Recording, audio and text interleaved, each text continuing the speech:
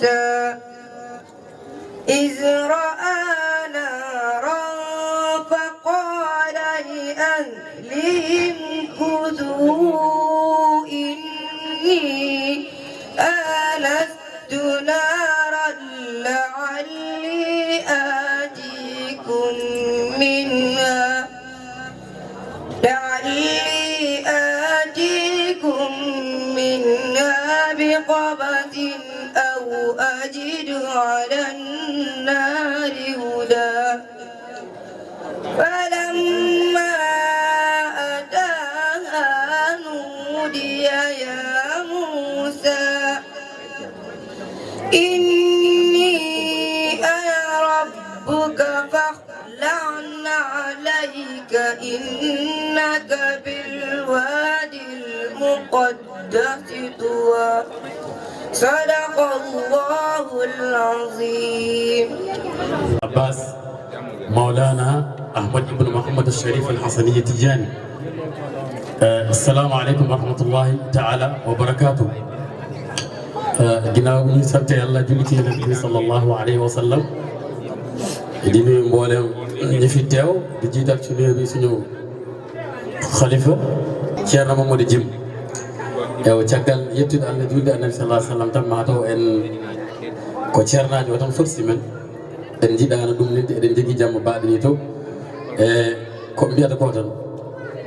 o wi taha ma anzalna alayka alqur'ana li tashqa annabi sallallahu alayhi wa sallam Allah wima jippiniranima e ɓoɗo qur'an ha tamta wadde enen il faut tampen holko tampen tampene annabi sallallahu alayhi wa sallam sen duttima en garti e nduɗo lewru tedduɗo nduɗo lewru no wiyete ko chahru ramadan alladi unzila fihi alquran nduɗo lewru qur'an ko hen telli ummade baytil izza faade o toon asman adun oɗo ummi toon duuɓi nogas e tati ina tello e annabi sallllahu alayhi wa sallam woni ko chahru ramadan alladi unzila fihi alquran wonde eɗen gandi lewru ndu fof ko barke woni hen caggal muɗum o wi inna anzalnahu fi leylati alqadr mi jippini oɗo qur'an e jamma leylati alqadr faade oɗo asmande leylatul qadre sen ƴeewi inna anzalnahu fi leylatul qadre wa ma adraka ma leylatul qadre ko ɗi tati gon ɗon hawri woni nogas e jeeɗiɗi ɗum waɗi anduɓe mbi ko ñalawma hannde o woni jamma hannde o ñande nogas e joogom jeefi jeeɗiɗi ɗum woni jamma leylatul qadre yo allah hokku men gandanɗa hoore ma e yiɗidirde sabi allah nde wonno koɓe mbiyata ko tan ganda goto abu ye najid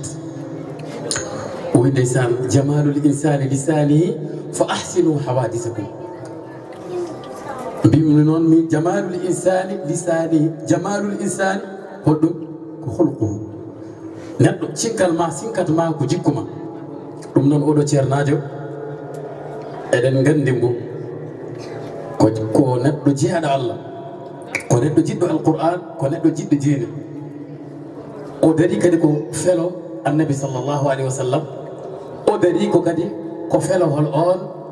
Cheikh Tidiane radiallahu anhu jinnaɗo o kadi eɗen duwnombo yo allah kadi junno balɗe ɓappago ɗo ko juuti mataw ko en daɓɓiɗinta ɗo tan sen mbi eɗen kaala tan eɗen mbawi walde ɗo ha wiyata taw en gasnani mataw ko lemtude tan kono kam machallah en jii seeɗan ɗo wonɓe ɗo ɓe mataw yen barkino tan kono noon mbeɗo wi yimɓe ɓe